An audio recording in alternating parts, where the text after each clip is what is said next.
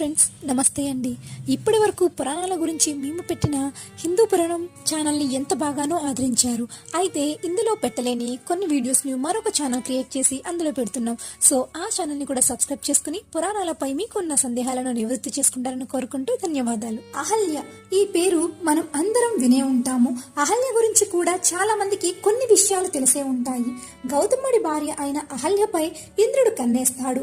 తరువాత అహల్య గౌతముడు శాపానికి గురవుతుంది అనే విషయం అందరికీ తెలుసుంటుంది. కానీ అహల్య గురించి మరెన్నో ఆసక్తికర విషయాలున్నాయి. అవి నేడు తెలుసుకుందాం. దేవతల్లో అంద చందాలను ఆరబోసేవారు ఎవరు అంటే రంభ, ఊర్వశి, మేనక, తిలోత్తముల పేర్లు చెబుతారు. అయితే వారంతా కేవలం ఇంద్రుడిని రంజింపచేసేందుకు ఉండేవాళ్లే.